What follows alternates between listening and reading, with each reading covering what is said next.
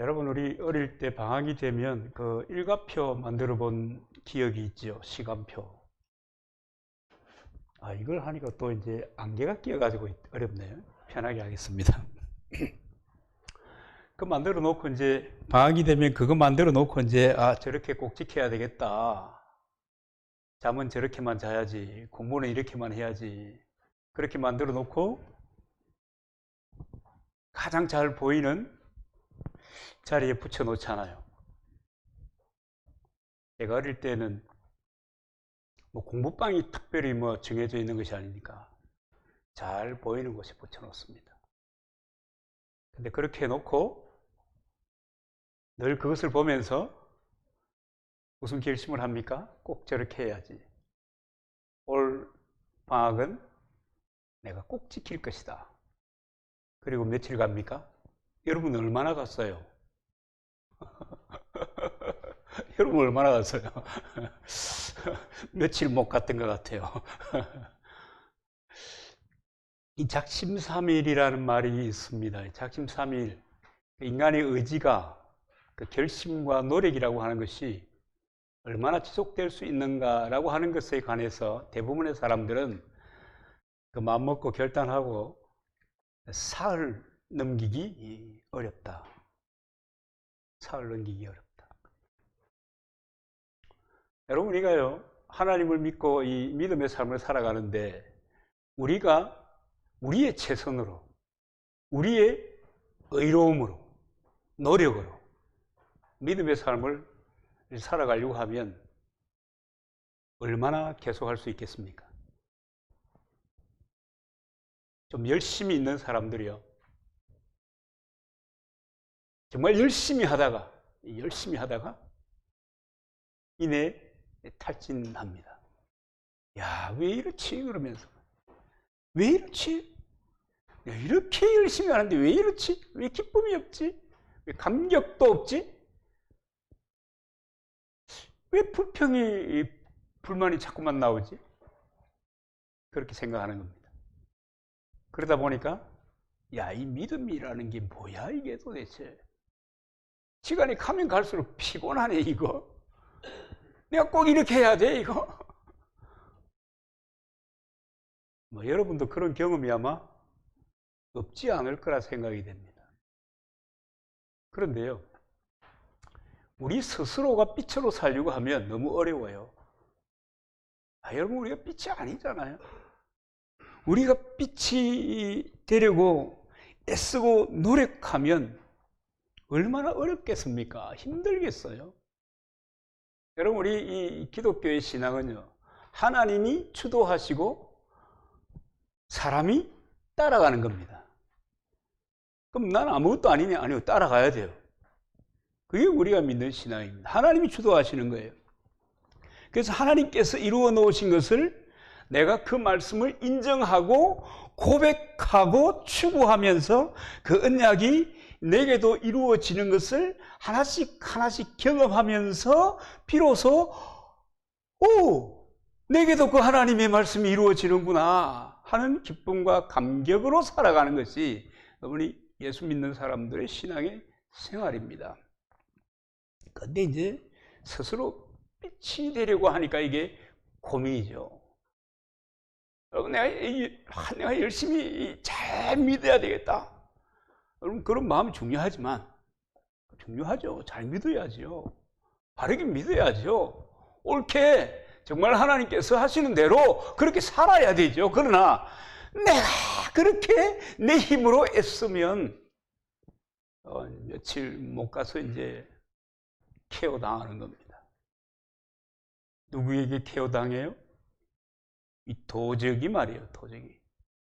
도적이 와가지고 야 봐라, 너 말이야 그렇게 애썼는데 결과가 뭐야?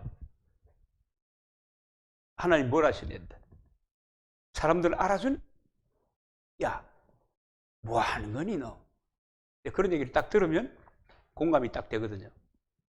그래 말이야. 내가 열심히 애쓰고 말이야. 수고하고 노력했는데 말이야. 도대체 뭐냐 이게. 그래가지고 이제 케어되는 겁니다. 그런데요, 우리가 스스로 빛이 될 필요가 없어요. 우리는 이미 빛입니다. 여러분 그거 아셨어요? 우리가 이미 빛이에요. 내가 알든 모르든 예수 그리스도를 믿는 그 순간에 내가 빛이 된 겁니다. 이사야서 60장 1절을 보시면 여호와의 영광이 내게 임하였다. 예수 믿는 순간에 여호와의 영광이 내게 임하였다. 예수 믿는 순간에 여호와의 영광이 내게 임하는 겁니다.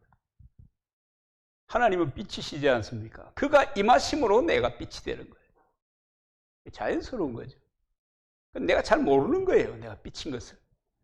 예수 그리스도를 믿을 때 하나님의 영광이 내게 임하였다는 것을 모르는 거예요.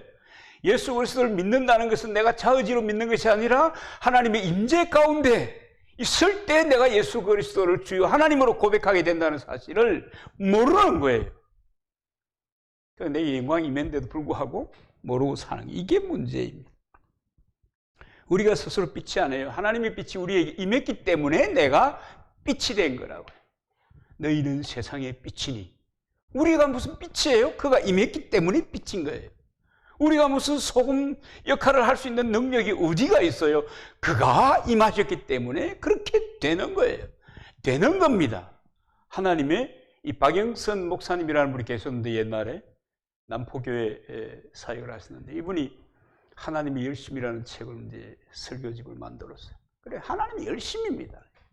하나님의 열심이 내게 임함으로 내가 헌신하는 겁니다. 그래서요, 우리는 하나님께서 이루어 놓으신 것을 감사와 감격으로 받으면 되는 겁니다. 이게 믿음이에요. 하나님이 이루어 놓으신 것을 내가 받아들이는 것이 믿음이에요. 성경 말씀을 내가 받아들이는 것이 믿음이에요. 그럼 회개는 뭐예요? 회개는 돌아선다는 말이지 않습니까? 그죠? 우리 너무 잘 알잖아요. 그런데 이 알맹이를 보면 뭐냐면 하나님의 말씀이 믿어지지 않던 것을 회개하는 것이 성경이 얘기하는 그런 참 회개입니다. 진리가 믿어지지 않는다. 여러분, 성경이 믿어지지 않는 부분이 많이 있습니다. 여러분 없나요? 모든 성경은 하나님의 말씀입니다. 하나님의 감동으로 된 것입니다. 그럼에도 불구하고 내가 아무리 생각해도 이건 못 받아들이겠다 이거. 그런 말씀들이 여러분도 있죠. 저도 중고등학교 시절에는 제 성경책에 찢어내버린 성경 부분이 많아요. 이것도 안 믿어지고 창세기 1장도 안 믿어지고 이거 무슨 하나님 사랑이시라는데 이 무슨 홍수를 내리신다고 노아야 너도 엉터리다 이때 버리고 그냥 제가 그랬던 적이 있습니다. 하나님이 무슨 필요를 따라 공급하신다고? 에이씨 무슨 에이씨 너도 아니야. 믿어지게 되는 것입니다. 믿어지지 않을 때 하나님 앞에 하나님 나 이거 믿어지지 않아요 하고 하나님께 나아가는 것이 회개입니다. 그래서 믿어지는 거죠. 이사야 60장 1절 2절을 제가 좀 더 읽어볼게요. 일어나라 빛을 발하라. 이는 하나님이 이르렀고 여호와의 영광이 내게 임하였음이니라. 보라 어두움이 땅을 덮을 것이며 캄캄함이 만민을 가리려니와 오직 여호와께서 내 위에 임하실 것이며 내 위에 임하실 것이며 이것은 뭡니까? 예수 그리스도 아직 안 하기 때문에 이렇게 얘기하는 겁니다. 이미 예수 그리스도가 신약에 오셨잖아요. 그리고 예수 그리스도를 믿을 때 임하는 것입니다. 하나님의 영광이. 믿는 사람은 하나님의 영광이 임한 것입니다. 그의 영광이 내 위에 나타나리니 이 표현도 말이에요. 나타나린 이 표현도 아직 그리스도가 오시지 않았기 때문에 그런 것입니다. 그리스도 이후의 시대를 사는 특별히 예수 믿는 사람에게는 뭐예요? 하나님의 영광이 우리 위에 이미 나타났다, 임재했다, 임했다 그런 것입니다. 그래서 오직 여호와 하나님께서 내 위에 임했다고 선포하는 거예요. 누가요? 하나님이요. 나는 그걸 느껴요? 난 잘 몰라. 또 아예 생각이 없는 사람도 있어요. 근데 하나님이 내 위에 하나님의 영광이 임하셨다고 선포하는 거예요. 그 영광이 내 위에 나타나셨다고 말씀하시는 겁니다. 누가요? 하나님이요. 하나님이 그렇게 말하는 거예요. 그리스도를 믿는 사람들에게 하나님이 이렇게 선언하는 거예요. 그러면서 뭐라고 그래요? 받아들여라. 네 마음으로 믿어라. 그리고 입으로 시인해라. 그래야 너를 통한 하나님의 뜻이, 나의 뜻이, 이때 나는 하나님이죠. 하나님의 뜻이 이루어진다는 거예요. 여러분, 하나님의 말씀을 우리가 시인하지 않고 하나님의 말씀을 인정하지 않고 우리의 이성적인 생각이나 경험이나 여태까지 이 집적된 자료들을 이런 것을 의지한다고 하면 우리를 통해서 하나님의 영광 받으시기 어렵습니다. 못 받으시죠.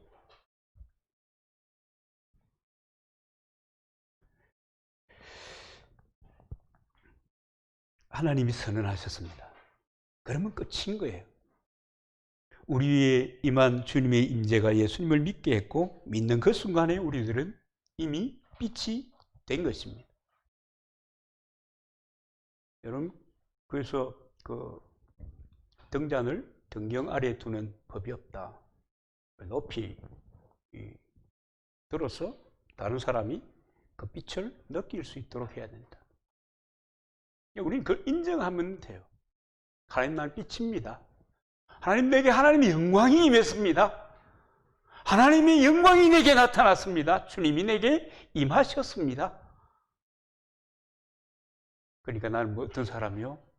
대단한 사람이 알고 보면. 세상 사람들은요, 예수 믿는 사람들 볼 때 얼마나 초라하게 보는지 몰라요. 특별히 시골에 오니까 그렇더라고요. 예수 믿는 사람들이요, 늘 그 손가락질을 받는 그런 입장이 있더라고요. 시골에 들어오니까. 도시는 좀 달라요. 왜냐하면 많은 사람들이 예수 믿기 때문에 예수 안 믿는 사람은 좀 이상해요. 너 왜 아직도 예수 안 믿어요? 전도할 때 여러분 그렇게 해봤어요? 너 왜 아직도 예수 안 믿는 거니? 야, 누구도 믿고 누구도 믿고 누구도 믿는, 너 왜 아직도 안 믿어? 그랬던 경험이 있습니다만 시골의 상황이 좀 그렇더라고요. 그러나요, 중요한 것은 우리가 빛이라고 하는 사실을 모른다고 해도 우리는 이미 빛입니다. 왜냐하면 하나님의 영광이 임했기 때문입니다. 물론 우리 자신은 빛이 아니죠. 빛이신 하나님이 우리에게 강림하심으로, 다르게 표현해 볼게요. 기름 부으심으로, 또 다르게 표현하면 임재하심으로 내 안에 오신 그가 나를 빛이 되게 하신 것입니다. 아멘입니까? 여러분, 이것이 하나님의 선언입니다. 이게 믿어지지 않으면 하나님, 나는 왜 이게 믿어지지 않습니까? 이게 뭐라고요? 회개하는 겁니다. 그러나 나는 하나님의 빛이다. 이렇게 말하는 것이 믿음의 고백입니다. 그러니까 하나님의 말씀을 우리가 마음으로 믿고 내가 빛인 줄 알고 빛으로 여기면서 빛의 삶을 적용해서 살아가기만 하면 되는 겁니다. 근데 이 사실을 모르니까, 내가 빛이라고 하는 것을 모르니까 빛된 삶을 내게 적용하는 것이 불가능해지는 거죠. 우리 막내 해병대에 갈 인재가 전혀 아니다고 생각했거든요. 근데 어느 날 해병대 간다 하더라고요. 근데요, 그 수료식 하는 날 제가 가봤잖아요.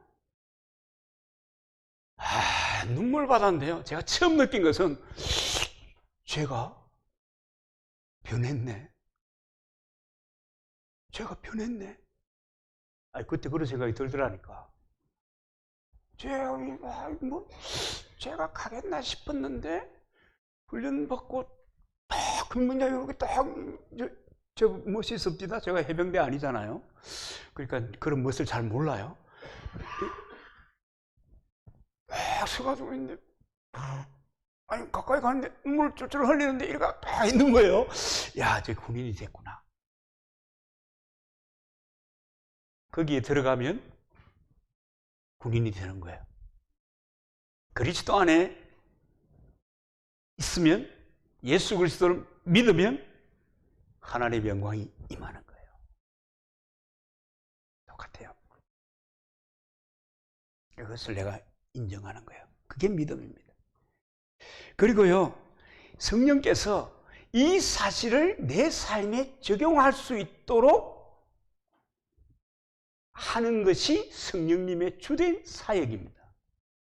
성령님의 사역이 여러 가지 많이 있지만 가장 중요한 것은, 가장 근원적인 것은 내가 하나님의 말씀을 받아들이고 또 그 하나님의 말씀을 받아들임으로 그 말씀에 적합한 삶을 적용하며 살아갈 수 있도록 사역하시는 분이 성령님이십니다. 아니, 여러분, 사람이 바뀌어야 하나님이 역사 하시든지 마시든지 할 거 아니에요. 그렇죠? 성령께서 사람을 그렇게 바꾸어 놓는 거예요. 약속의 사람으로 바꾸어 놓는 겁니다. 그래서 오늘 우리 본문에도 보면 어떤 사람이 합당한 그리스도인가라고 하는 것에 관해서 어떻게 구원을 받는가, 구원을 받은 사람이 어떻게 사는가, 할 일이 뭐냐 하는 것을 얘기하는데, 가장 먼저 얘기하는 것이 뭐냐면 믿고 시인하라, 이렇게 얘기하는 거예요. 시인하는 것이 중요해요. 여러분, 시인하십시오. 시인하는 게 중요해요. 저는 어릴 때 영업을 하면서 이제 연수원에 그런 사람들 모아놓고 연수하는 데가 있어요. 지금 있는지 없는지 모르겠지만, 그 연수원에 가면 아침에 일어나서 세수하기 전에 거울 앞에 탁 서가지고 첫 번째 하는 이 말이 있어요. Yes, I can. 나는 할 수 있다. 그렇게 선언하는 겁니다. 내가 할 수 있을까? 여러분, 우리 그런 마음 다 가지잖아요. 어떤 일을 시작하기 전에.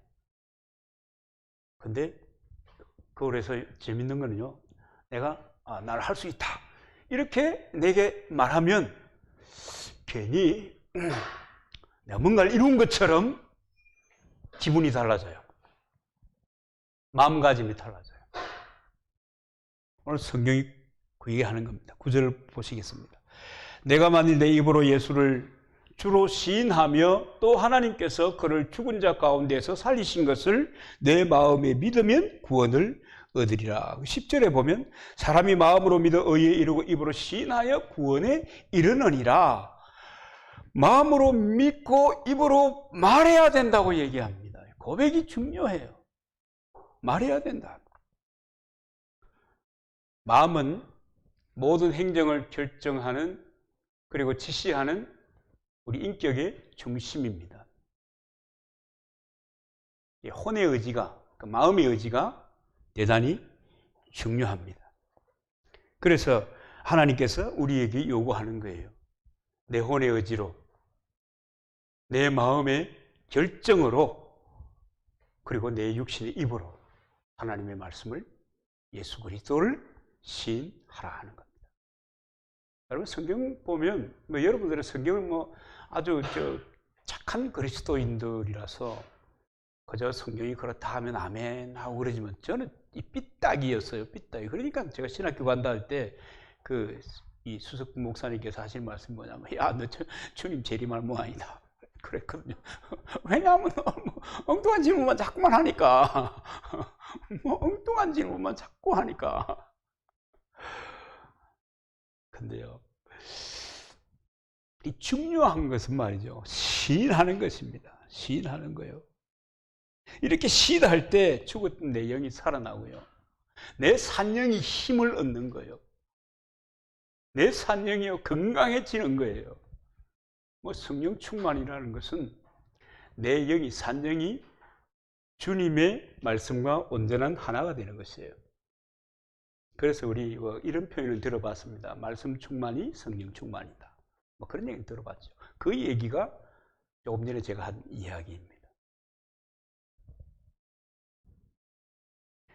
그래서 이렇게 영접하고 또 그리스도를 시인함으로 인해서 하나님과의 관계가, 영이 살고 하나님과의 관계가 시작이 되고, 그렇게 믿음의 삶을 이어가는 것이 구원받은 사람들의 신앙인 것입니다. 오늘 본문, 마음으로 믿는다 하더라도 입으로 소리내어서 시인해야 한다. 여러분, 대단히 중요합니다. 9절에 보면 내 입으로 예수를 주로 시인하라. 10절에 보면 입으로 시인하라. 또 13절에 보면 계속 반복해요. 주의 이름을 부르는 자는 구원을 얻으리라. 이 부른다는 것은 소리내서 시인한다는 말입니다. 영자야 사랑한다. 왜 저 영자를 얘기하나? 그죠? 소리내서 시인하는 거거든요. 왜? 하나님께서도 그런 거 좋아해요. 하나님께서도 그런 거 좋아해요. 수요일 날도 말씀드렸지만은 우리가 하나님 앞에 겸손 떨면 안 돼요. 하나님, 나 믿음이 너무 없어요. 하나님, 내가 어떻게 이 말씀이 다 믿어지겠어요? 하나님이 그거 들으면요, 기분 되게 나빠요. 수요일 안 오신 분들이 잘 모를 거니까 제가 다시 반복해 볼게요. 순식이 형님, 제가요, 순식이 형님 믿는데요, 도대체 믿음이 안 가네요. 미안해요. 조금밖에 못 믿어져요. 오늘 그래 말했단 말이에요. 내일 또 만났어요. 아이고, 순식이 형님, 제가요,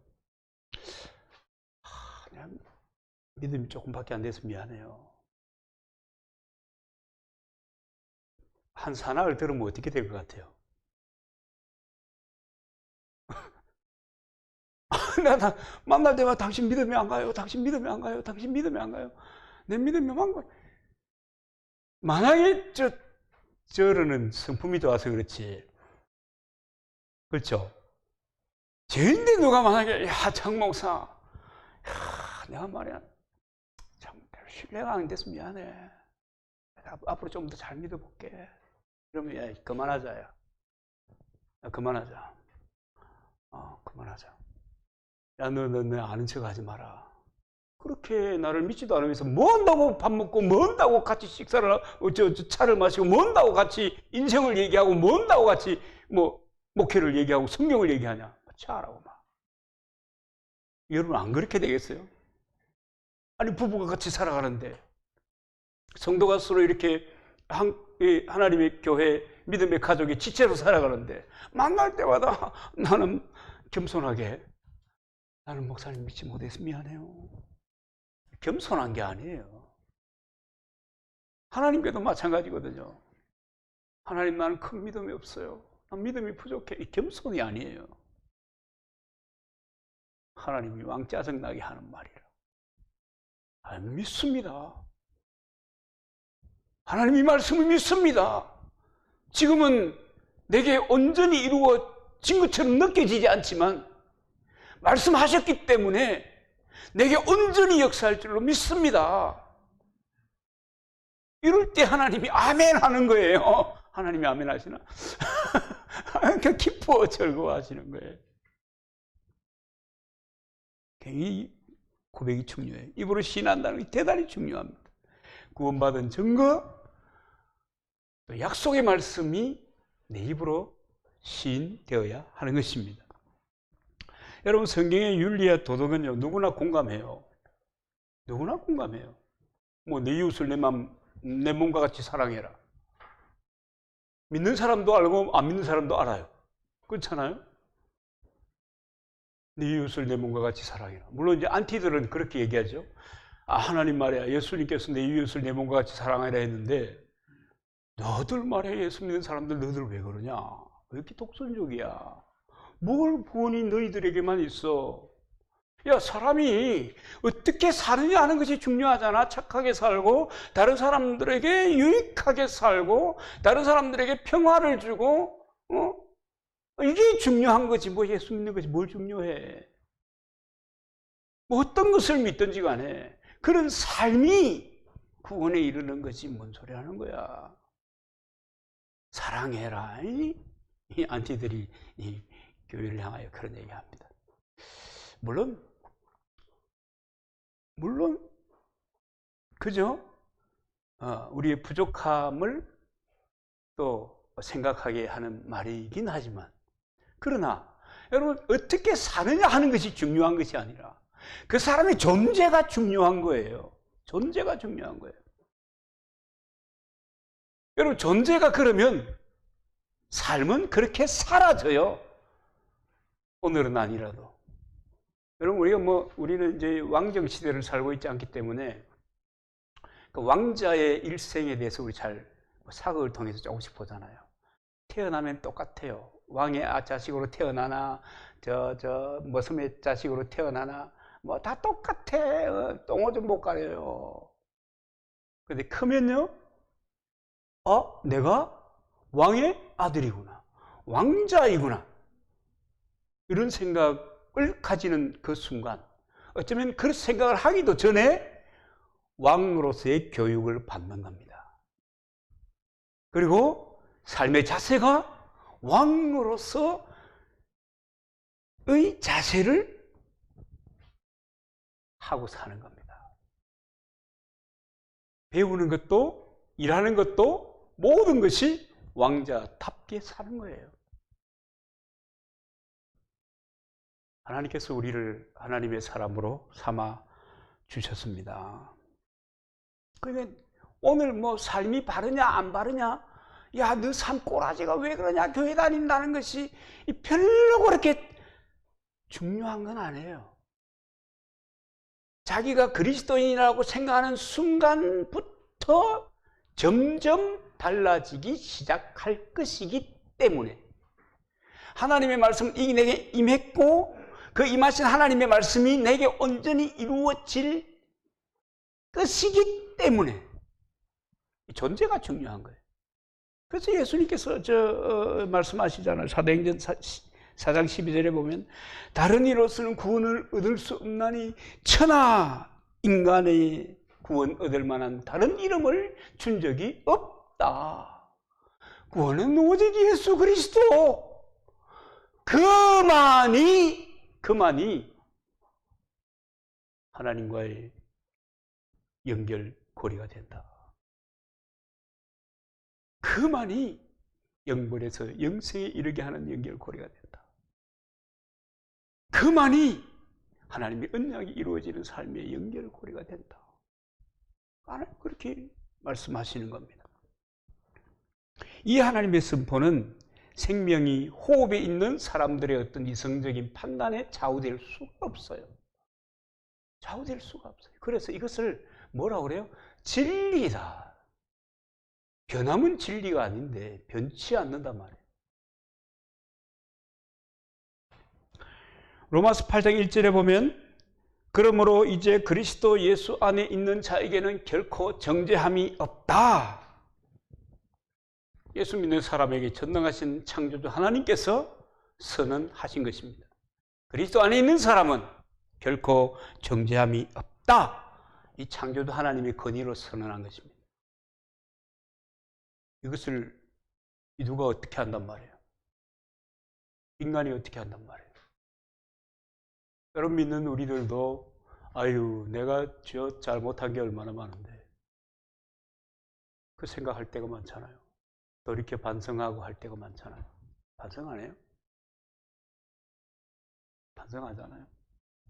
그리고 어떨 때는 하나님 눈물을 툭툭 흘리면서, 하나님 내 꼬라지가 이래요. 왜 나는 내 존재에 걸맞는 삶을 아직도 살지 못할까요? 그럴 때 또 마음속에서 사단이 슬그머니 우리의 이 영적인 힘을 도적질하기 위해서 탁 들어와가지고 하는 말이 있습니다. 그러니까 너 하나님 자녀 아니야. 야, 임마, 하나님의 자녀 같으면 그 짓을 하겠어, 네가? 하나님의 자녀인데 어떻게 그 짓을 해야? 이 꼴값 안에는 아니니까 너 그냥 그만둬. 여러분, 그런 내 속의 한쪽 구석에서 들려오는 소리를 여러분은 들으신 적이 없죠? 저는 그런 얘기 들을 때마다 찌그러져가지고 괴로워하고 힘들어할 그런 순간이 많았어요. 근데요, 그렇게 찌그러져 있는데 생각나는 말씀이 이거잖아요. 그리스도 안에 있는 너에게는 정죄함이 없어. 내가 너의 죄를 묻지 않을 거야.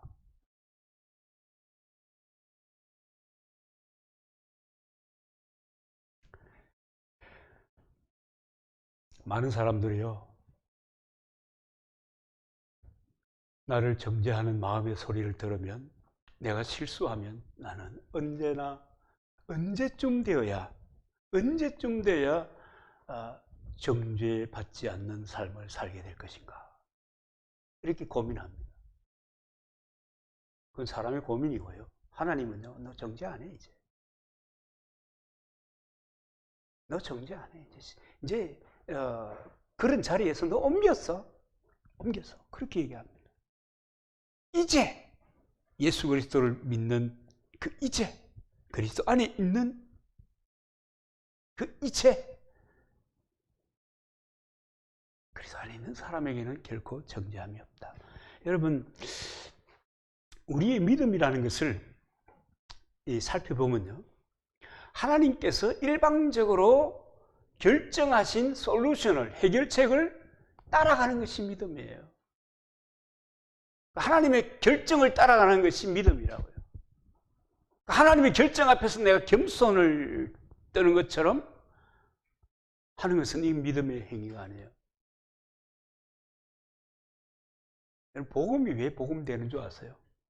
내가 할 수 없는 불가항력적인, 난 도대체 이 죄성을 가진 이 죄법 앞에 지배를 받는 인생으로서는 도무지 할 수 없는 것을 하나님께서 해결해 놓으시고, 야! 다 해결해 놨다! 그러니까 따라와! 팔로미. 그리고 따라가는 거예요. 그게 신앙생활이죠. 그게 신앙생활. 예수님이 십자가에서 죽으심과 부활하심을 통해서 토기장이신 하나님께서 예수 그리스도를 믿는 나를 전혀 새로운 피조물로 지어서 가지고, 예수 아니라고 하는, 전혀 한 번도 예수 믿기 전에는 한 번도 경험해 보지 못한 예수 아내라고 하는 세상에 나를 태어나게 한 겁니다. 그 그리스도 안에 있는 사람에게는, 그 세상에 있는 사람들에게는 하나님께서 선언하시고 하나님께서 만들어 놓으신 대안들이 적용이 되는 겁니다. 그 세상에서, 그리스도 안에서. 그래서 하나님의 선언을 마음으로 믿고 인정하고 입으로 시인하는 삶을 점점 살아가는 겁니다. 그렇기 때문에 우리는 이렇게 고백해야 합니다. 나는 결코 그리스도 안에서 살아가기 때문에 정죄받지 않는다. 여러분, 이렇게 하는 사람이 계속 사고치고 다니겠어요? 이렇게 하는 사람들이 계속 육신에 이끌려서 범죄하겠어요? 안 해요. 그럴 때마다, 내가 잘못된 길로 갈 때마다 나는 그리스도 안에 있는 사람이야. 나는 그리스도 안에 있는 사람이야. 나는 정죄받지 않아. 그런 고백과 그런 선언을 하는 그 순간에 나는 거기에서 발을 빼는 겁니다. 자기 존재를 자각하면 존재에 걸맞는 삶을 살게 되는 것입니다.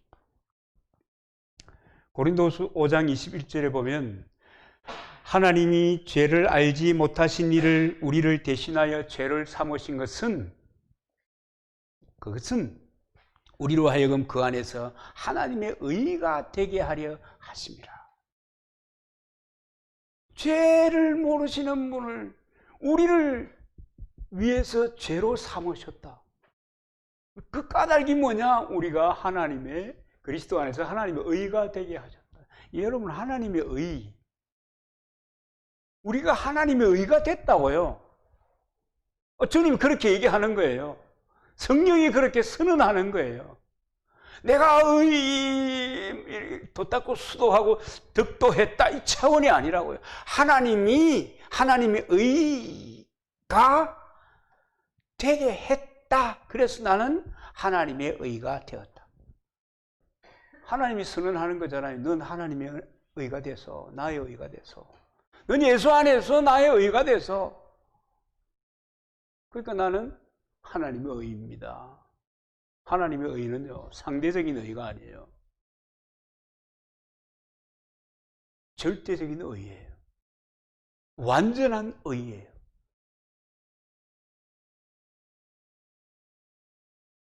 나는 하나님의 의입니다. 여러분 로마서 1장부터 8장까지 읽어봤어요? 여러분 한번 읽어보세요. 이 이야기들이 잘 정리되어 있는 부분입니다. 나는 하나님의 의가 됐다. 하나님이 그렇게 선언한 거예요. 많은 사람들이 생각합니다. 우리는 언제 하나님의 의가 됩니까? 언제 하나님의 의가 됩니까? 내가 얼마나 기도해야? 내가 얼마나 믿음의 삶을 지속해야? 내가 얼마나 헌신하고 얼마나 내가 고통스러운 그런 수련해야 내가 하나님의 의가 됩니까? 온전하게 됩니까? 그렇게 생각하는 사람들이 많습니다. 그건 아니에요. 그리스도 안에서 하나님의 의가 된 거예요. 언제요? 언제? 예수 그리스도를 믿을 때. 하나님 임재하셔서 예수 그리스도를 믿을 때. 믿는다는 건요, 성령의 역사가 아니면 불가능해요.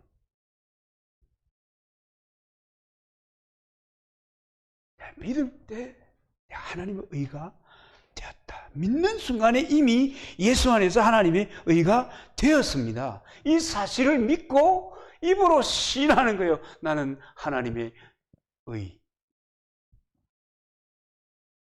그리스도인 하나님의 성전입니다. 성전이 될 수 있었던 유일한 이유는 그리스도를 통해서 내가 하나님의 의가 되었기 때문에 하나님, 거룩하신 하나님께서 우리를 성전 삼으실 수 있었던 것입니다. 우리 하나님 성전이요. 하나님의 의가 있는 하나님의 성전. 이것을 계속 고백하고 계속 우리에게 우리 사실 하나님의 의가 있는 것처럼 못 살아갈 때가 더 적어요, 더 많아요. 슬퍼하거나 노하지 마시고 하나님, 내가 하나님의 의라고 하는 하나님의 선언을 보았음에도 불구하고 나의 부족함을 하나님 용서해 주세요. 이 얘기거든요. 그런 고백이 우리를 점점 뭐 해나가요? 성화. 거룩한 하나님의 사람으로 바꾸어 가는 겁니다. 내가 거룩하니 너희도 거룩해라. 내가 거룩하려고 애쓰는 것이 아니라 이런 사실을 하나님이 만들어 놓으신 솔루션을 믿고 그 사실을 내가 고백하고 인정함으로 점점 내가 다른 사람이 볼 때도 그렇게 변하는 겁니다.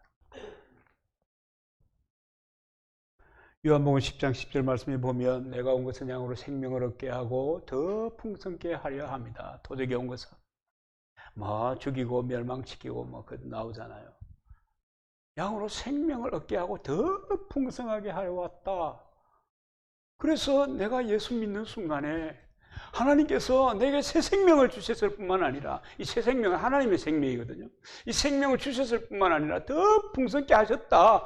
여러분 이 믿음을 가지고 이 고백을 가져야 돼요. 오늘 내가 가난하다? 오늘 내가 부유하지 못하구나. 정신적으로 영적으로 또 삶으로 내가 부유하지 못하구나. 그런데 하나님 난 부유합니다. 왜냐? 주님이 내게 날 이미 풍성케 하셨잖아요. 그러므로 내가 실제적으로 풍성케 될 줄로 믿습니다. 그 고백이요. 얼마나 중요한지 몰라요. 그럴 뿐만 아니고 성경에 한없이 많습니다만은 고린도서 5장 17절에 보면 그런즉 그리스도 안에 있으면 새로운 피조물이라. 이전 것은 지나갔으니 보라 새 것이 되었다. 여러분 그리스도 안에 있으면 새로운 피조물이라는 거예요. 이 새로운 피조물이라는 것은 이전 것과 전혀 다른 피조물이에요. 예수 안에라고 하는 세상 속에 존재하는 그래서 하나님의 법이 통하는, 하나님의 해결책이 통하는 그런 전혀 새로운 사람이 된 거예요. 그 사람들이 누구라고요? 그리스도인이라고요. 그래서 여러분, 우리가 어떤 존재이고 하나님께서 우리를 어떻게 보셨는지를 아는 것이 대단히 중요합니다. 하나님은 내가 나를 아는 것보다 나를 더 잘 알아요. 그분이 나에 대해서 뭐라고 얘기하느냐, 이게 중요한 겁니다. 나의 존재의 결정은 하나님이 나를 어떻게 보느냐 하는 것에 달려있는 겁니다. 아무리 내가 부족한 것 같아도, 아무리 내가 보잘것없어 보여도 하나님 나를 자녀 삼으셨다. 하나님이 나를 성전 삼으셨다. 하나님이 그 나라의 일꾼으로 삼으셨다. 여러분, 이런 자각이 얼마나 중요한지 몰라요.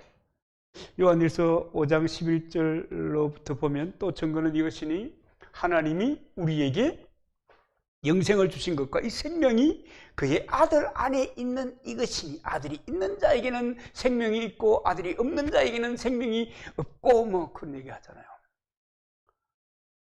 그 생명은요, 단순히 저의 생명이 아니에요.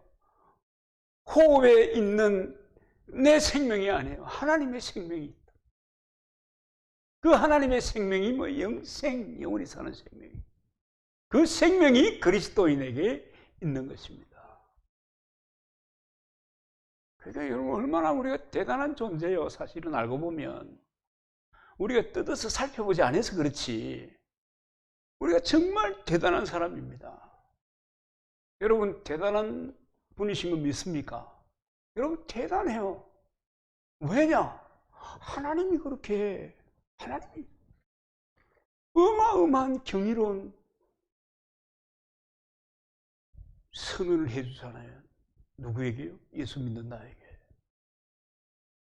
세상에 하나님의 생명이 내게 있다니 참 대단합니다.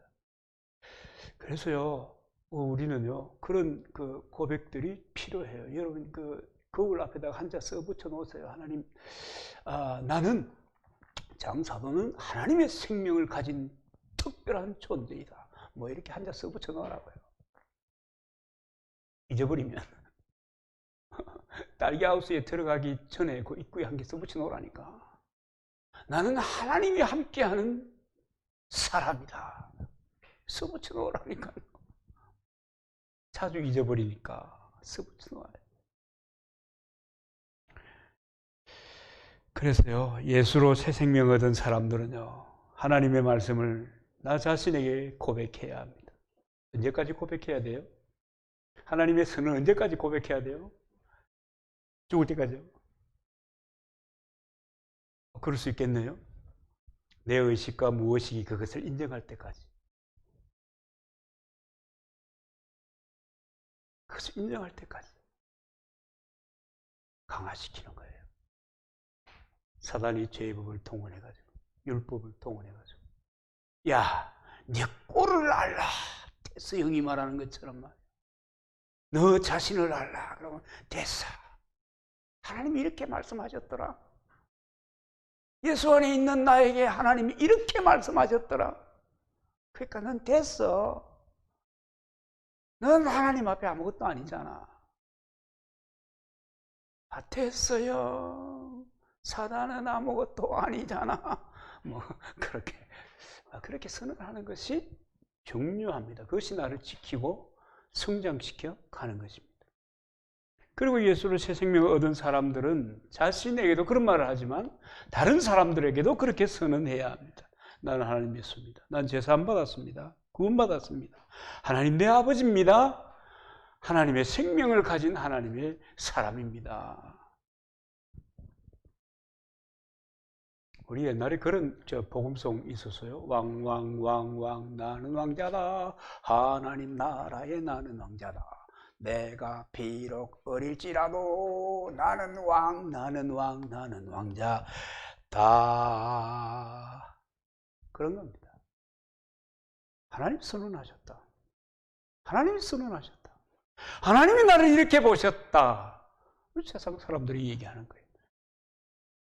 마태복음 10장 32절 33절에 보면 누구든지 사람 앞에서 나를 시인하면 나도 내 아버지 앞에서 그를 시인할 것이요. 누구든지 사람 앞에서 나를 부인하면 나도 내 아버지 앞에서 그를 부인할 것이다. 여러분, 시인하는 것이 중요합니다. 너무너무 중요해요. 그리고 오늘 본문의 14절에 보면 그러잖아요. 믿지 않으냐는 일을 어찌 부르고 듣지 못하는 일을 어찌 믿으리요. 전파하는 자가 없이 어떻게 들으리요. 그랬습니다. 그러니까요, 부끄러워하지 말고요. 입술을 열었어요. 고백하세요. 선언하세요. 나는 하나님 사람이야. 나는 하나님이 함께하는 사람이야. 여러분, 하나님이 함께해서 뭐해요? 밤만 축내요? 하나님이 함께해서 뭐해요? 시간만 축내요? 그런 거예요? 함께 하실 그 하나님께서 얼마든지 말씀하셨잖아요. 야, 얘기만 해봐라. 말만 좀 해봐라.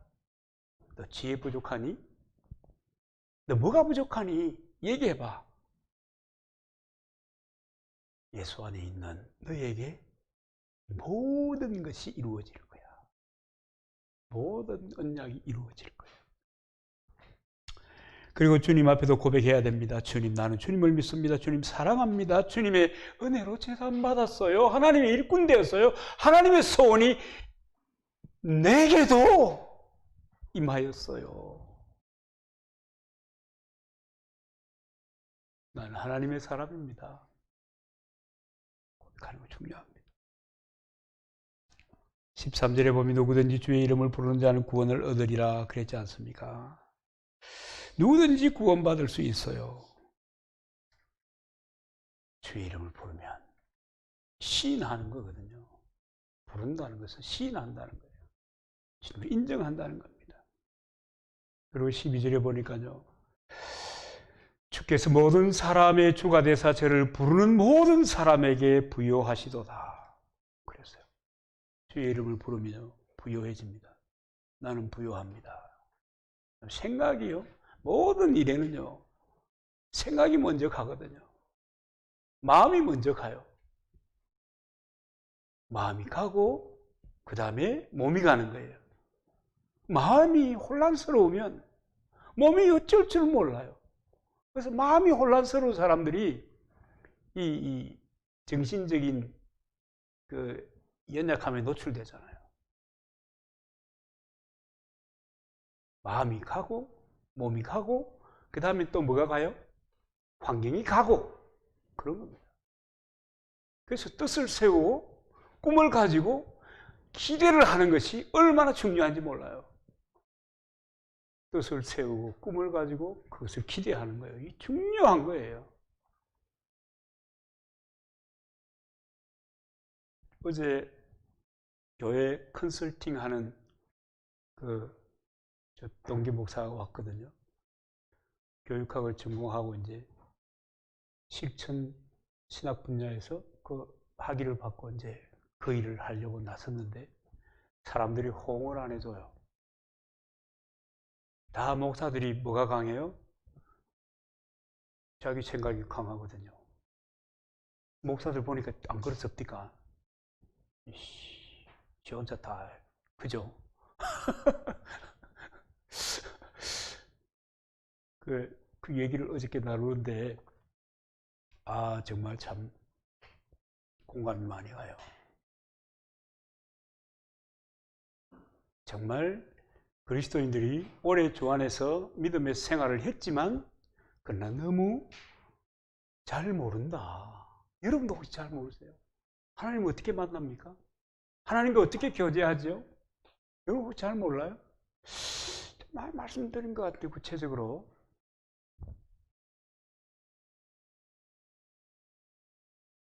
그런 모르는 사람들이 많대요. 그래가지고 이제 자기가 이제 그런 프로그램을 만들었대요. 그래 이제 교회들마다 그걸 갖다가 이제 좀 이렇게 보급해가지고 교회를 좀 새롭게 만들겠다. 그런 얘기를 하더라고요. 그래서 제가 마음속으로 생각했죠. 야, 차는 저 베르나를 타고 왔더라고요. 이런 베르나, 현대 베르나 알아요? 연식이 아주 우리 트럭 비슷한 연식을 가진 건데, 야, 너 그렇게 어려워도 너 하나님 주신 꿈을 가지고 있구나. 그러니까 너 좀 얼마나 부유한지 모른다. 야, 그 꿈 이루어지도록 큰 힘은 안 돼도 내 기도할게. 여러분이 꿈을 가진다는 거예요. 중요하잖아요. 하나님의 말씀을 받아들이고 내게 각인시킨다는 건 그래서 중요한 거예요. 하나님 그렇게 말씀하시면 그렇게 되는 겁니다. 단지 뭐요? 내가 그렇게 믿고 강화하고 나를 강화하고 그 믿음 가운데 그리스도 안에서 견고히 서도록 해야 되는 겁니다. 희석되면 이 성경을 보면 희석되는 것을 별로 안 좋아해요. 저 때때로 얘기하는 계란 후라이 하는 거 그런 얘기 있잖아요. 9개 싱싱한 계란을 넣었는데 마지막에 한 개가 탁 넣은 것이 썩은 계란이다. 그럼 그 후라이를 다 먹을 계란 썩은 거 냄새가 어떤지 아마 잘 모르실지 모르겠어요. 아주 냄새가 참 대단합니다. 다 버리는 거예요. 그래서 성경이 얘기하는 것이 하나님의 이 선언에 대해서 하나님 말씀에 대해서 절대적으로 믿어라. 절대 믿음. 그리고 절대적으로 헌신하는 거. 믿어줘야 되는 거죠. 그 믿음을 위해서 우리가 스스로를 강화시켜 나가야 되는 겁니다. 에베소서 2장 4절에 보면 하나님은 풍성하신 하나님이다. 고린도서 8장 9절에도 보면 부요하신 자로서 너희를 위하여 가난하게 되심은 그의 가난함을 인하여 너희로 부요하게 하려 하심이니라 그랬습니다. 그랬어요. 하나님은 우리를 풍성하게 하시고 부요하게 하시는 분이십니다. 그렇기 때문에 우리가 예수 안에 있다면 부요한 사람입니다. 이제 실체를 이 말씀이 실체가 이제 이미 된 것을 내 삶의 환경으로 만들어가요. 그와 함께 시간이 이제 12시가 좀 넘으니까 좀 거시기한데 여러분이 그 아메리카 대륙에 대한 그 재밌는 얘기가 있잖아요. 북미 대륙은 신앙을 위해서 청교도들이 가서 그 삶의 틀을 확장한 것입니다. 남미 대륙은 돈을 벌기 위해서 황금을 찾아서 간 사람들이 정착을 했습니다. 여러분 어느 동네가 더 잘 살아야 될까요? 여러분 그 한우물을 열심히 판다는 이야기도 여러분 잘 알잖아요. 돈을 생각하고 늘 어떻게 돈을 벌 것인가를 궁리하는 사람들, 이런 사람들이 잘 돼야 정상이잖아요. 근데요, 하나님을 추구한 사람들이, 신앙을 추구한 사람들이요, 미국이 더 잘 살아요. 남미가요, 가난해요. 또 혼란스러워요. 이상하죠? 주 안에 있다. 주 안에 모든 것이 있다. 그리스도 안에 모든 것 있기 때문입니다. 여러분, 예수를 구주로 시인하고요, 말씀을 시인하고 고백합시다. 그리고 우물쭈물하지 말고 확실하게 반복적으로 고백합시다. 요즘 사람들이 신앙을 유행으로 생각해 왔습니다. 많은 사람들이 유행으로 생각했어요. 근데요, 지금 뭐 4차 산업혁명, 거기다 코로나가 딱 겹치니까 세상이 급격하게 바뀌는데요. 어떻게 바뀌어요? 인간 중심으로 바뀌어요. 이걸 다르게 표현하면 세속화의 물결이 굉장히 빠른 속도로 진행하고 있는 거예요. 근데 재밌는 것은 말이죠. 대형 교회들이, 우리가 왜 큰 교회를 만들면 좋은 점이 있다. 왜냐? 작은 교회들이 하지 못하는 봉사와 섬김, 그리고 이제 정치적인 또 역량 강화 등등, 뭐 이런 것들을 이제 그 큰 교회가 할 수 있는 일이라고 생각했어요. 그래서 그 작은 교회들은 뭐 연합체를 구성하고 그 메가처치들은 큰 교회들은 그런 영향력을 발휘할 것이다. 뭐 이렇게 생각하고 큰 교회들이 만들어졌잖아요. 코로나19 앞에서 아무것도 안 해요. 아무것도 안 해요. 중요한 것은 뭡니까? 하나님의 말씀 위에 든든하게 선 사람들, 그 사람들의 공동체, 그들의 교회, 그들만이 견고한 거예요. 그들만이 제 목소리를 내어가고 있는 거예요. 정치컨대요. 피해가 너무 많아. 비만이에요. 큰 교회. 저는 역할 좀 할 줄 알았거든요. 역할 좀 할 줄 알았어요. 거창에도 좀 큰 교회가 역할 좀 할 줄 알았어요. 아무 역할도 못해요. 아무 역할도 못해요. 저는 교회가 문 닫는다는 것에 대해서는 아직도 인식이 안 돼요. 교회만큼 방역에 신경 쓰는 곳이 어디 있어요? 우리같이 작은데도 말이지 방역기가 동원되고 말이지 뭐 99% 살균제를 가지고 소독제를 통해서 여러분은 안 보지만 뭐 늘 소독하고 이렇게 하는데 큰 교회는 어련하겠어요? 이해가 안 돼요. 그래서요, 여러분 이 신앙을 유행처럼 생각하면 안 돼요. 이 생명이고요, 우리의 삶이고요, 우리의 고백입니다.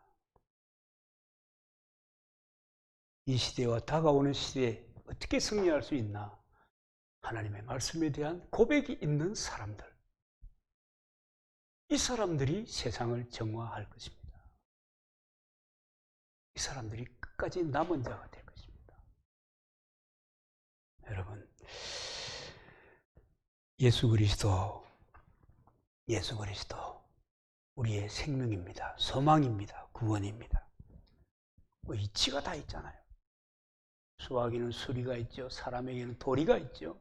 이 신앙생활에는 영적인 이치가 있어요. 영리가 있어요. 이 영리의 가장 중요한 것이 바로 이 말씀을 고백하는 그것이 체질화된 삶인 것입니다.